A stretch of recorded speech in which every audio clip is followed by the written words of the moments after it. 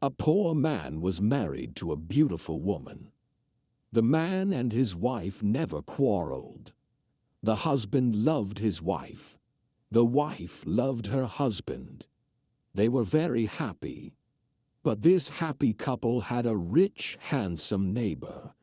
He saw the poor man's beautiful wife, and he fell in love with her. "I want to marry her myself," he thought.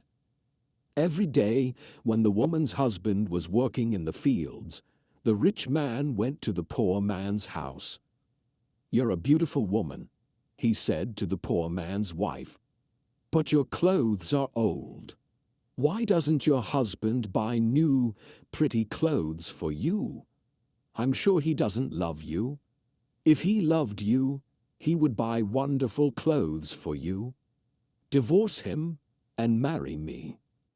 I will buy you beautiful new clothes, the best in the land. Then you will be the most beautiful woman in Ethiopia." At first the woman didn't listen to the rich man, but he came to her house every day, and every day he said the same things.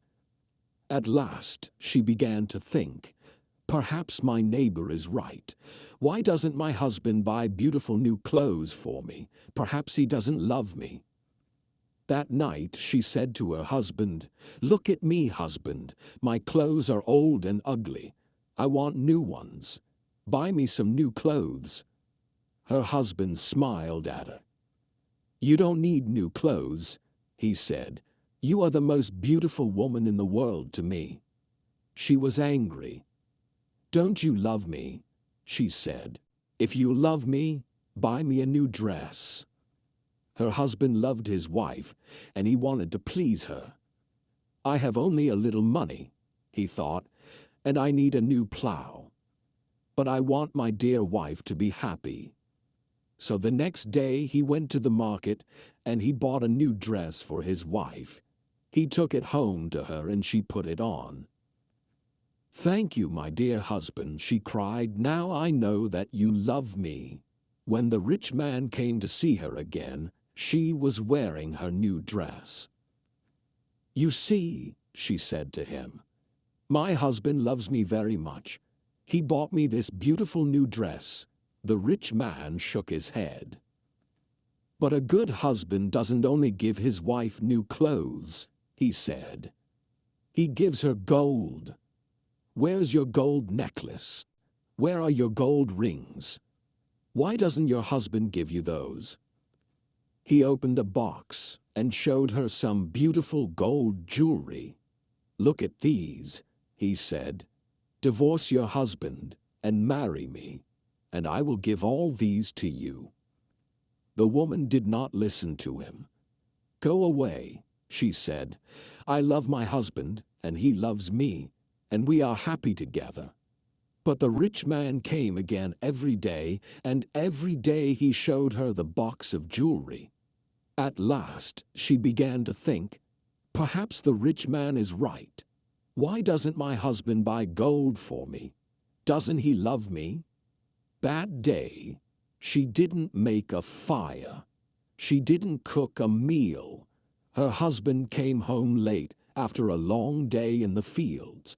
He was tired and hungry. "There's no dinner for you tonight," his wife said. "You don't love me." "What?" her husband cried. "But my darling, I love you more than anything. You are the most wonderful person in the world." "Then why don't you buy me some gold jewelry?" she said. When a man loves his wife, he gives her a gold necklace and rings for her fingers. Her husband looked worried. "I spent money on her new clothes," he thought. "How can I find more for gold? I'll go and see my brother. Perhaps he will lend me the money. I must buy gold for my dear wife. I want her to be happy." The next day he went to visit his brother. "Lend me some money, brother," he said, "and I will work for you in your field." "All right," his brother said, "but you must work hard. There are many stones in my field, and you must move them all away." Her husband agreed and took the money. He went to the market and bought some gold jewelry. Then he took it home to his wife. His wife was very happy. She put the necklace round her neck and put the rings on her fingers. "Look at me," she said. "Am I not beautiful?" "You're very beautiful," her husband said. "If you are happy, I am happy." She put her arms round his neck. Thank you, my dear husband," she said. "Now I know that you love me." The next day, her husband went out very early, before the sun rose in the sky. He ran to his brother's field. It was covered with stones. "I must work very hard now," he thought. "I must start early and stop late. I must pay my debt to my brother." His wife was working happily at home. "I'll make a wonderful dinner for my husband tonight," she thought. "He gives me wonderful presents. He works hard for me. I know that he loves me." "Hello," a voice called out. "Are you there?" The woman went outside. Her rich neighbor was there. "Ah, it's you," the woman said. "Listen, neighbor, you are wrong about my husband. Yesterday he bought me this beautiful jewelry. He loves me very much, and I love him. I will not divorce him. I will not marry you." The rich man was worried. Her husband loves her too much, he thought. If I want her, I must be clever. At last he said, "Your husband gave you clothes and jewelry, but I can give you more than that." "What? What do you mean?" the woman cried. "Can your husband make miracles?" the rich man asked. "Miracles? No, of course he can't make miracles," the woman answered. "Only God can make miracles. Men cannot make them." "But I can," the man said, "because I love you. Love can make miracles. If your husband loves you, he can make miracles for you. If you love me, I will make miracles for you." "Make a miracle for me now," the woman said. "I can't," the rich man answered. "You must promise to love me first. You must leave your husband and come to me. Then I will make wonderful, wonderful miracles for you."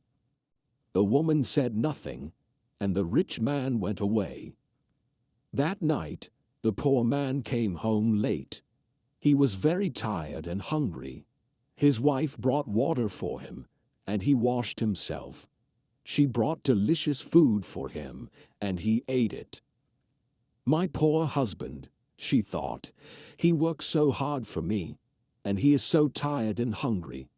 The rich man is foolish. How can my husband make miracles? It's impossible." But the next day, and the day after, and the day after that, the rich man came to her house again. "Did your husband make a miracle for you yesterday?" he asked the woman. "Leave him and love me, and I will make many, many miracles for you every day." At last, the women began to listen to him. One day when her husband came home, she was sad. "Wife, dear wife, what is wrong with you?" cried her husband. "Are you sick?" "No," she said. "I'm sad because you do not love me." "What?" cried her husband. "But you know that I love you. I bought you new clothes. I bought you gold jewelry. You're the most precious thing in the world to me." "But you don't make miracles for me," his wife said. Her poor husband was very surprised. "Miracles? Of course I can't make miracles," he said. "Why do you want a miracle? Who gave you the idea?" "Our neighbor came to see me today," the woman said. "Love makes miracles," he said. "If a man loves a woman, he will make miracles for her." Her husband was very worried. "That wicked man wants to take my wife," he thought. "All this trouble comes from him. When he first came here, she wanted new clothes, then she wanted gold jewelry, and now she wants a miracle. What can I do? If I don't make a miracle, perhaps my wife will leave me and marry him." The next day he went slowly to work in his brother's field. "I must pray," he thought. "Only God can help me now." He looked up to heaven. "Oh Lord God," he prayed, "please help me to make a miracle. I love my wife and I want to keep her. Don't let this rich man take her from me." He worked all morning. He was moving stones from his brother's field. In the middle of the day, he sat down under a tree to rest. A man was sitting there already. "Who are you?" the poor man asked. "I am a wizard," answered the man, "and I have a gift for you. Look, here are 2 sticks. They make miracles." "Miracles?" the poor man said. He was happy now. "What kind of miracles?" "If you touch a person with the first stick," the wizard said, "he will become a donkey." The poor man thought of the rich man, and he smiled. "A donkey," he said. "That's very good. And if I touch him with the second stick, what will happen?" "He will become a man again," said the wizard. The poor man took the sticks and jumped up. "Oh, thank you, my friend," he said. "I prayed to God, and He sent you to me. Now I can keep my wife and punish my enemy." He ran home. "Wife," he called out, "come here. I'm going to make a miracle." His wife came out of the house. "A miracle," she said. "What miracle?" "Look," said her husband.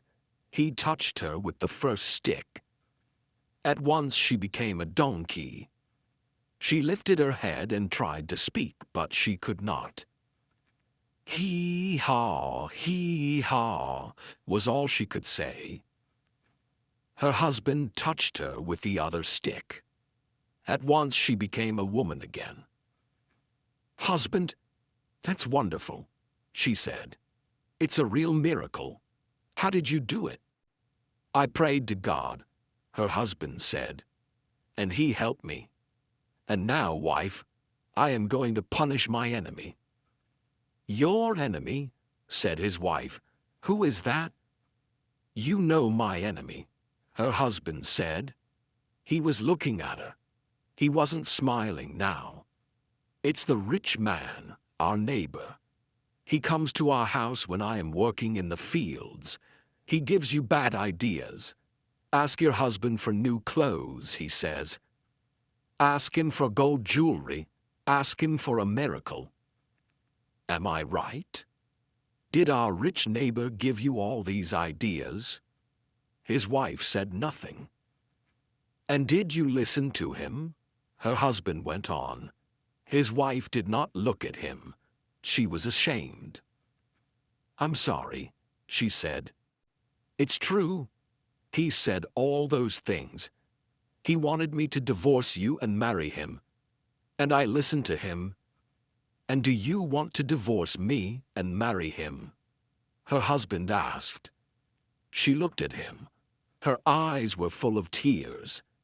"No, dear husband, I want to stay with you forever, and I will never listen to him again." "Then take this stick," her husband said, "and touch the rich man with it." He gave his wife the first stick, but he hid the second one in the roof. The next day he went to work. Soon the rich man arrived at the woman's house. "Well," he asked her, "and can your husband make miracles yet?" "Yes," she said, and she touched him with the first stick. At once, the rich man changed into a donkey. "Now," said the woman, "you can go to work and help my dear husband." She took the donkey out to the fields. Her husband was working there. He was moving stones from his brother's field. "Ah," he said, "a donkey. Now I can finish the job quickly." From that day, the poor man gave the donkey many heavy loads to carry. The donkey carried stones away from the fields. It took sacks of teff to the market, and it brought flour and coffee home again. For many years the donkey worked for the poor man. The poor man was not so poor now. The donkey was helping him. He was becoming richer. One day the poor man looked at the donkey. It was tired and old. It stood still. Its head was bent down. The poor man was sorry for it. He went into his house and brought out the second stick. Then he touched the donkey with it. At once, the rich man stood there. But he was not a handsome young man now. He was old. His back was bent. He was very, very tired. "You tried to take my wife away from me," the poor man said. "That was wrong. Go home now. Don't look at other men's wives again." The rich man went away and he never came back again. But the poor man and his wife lived happily together for many more years.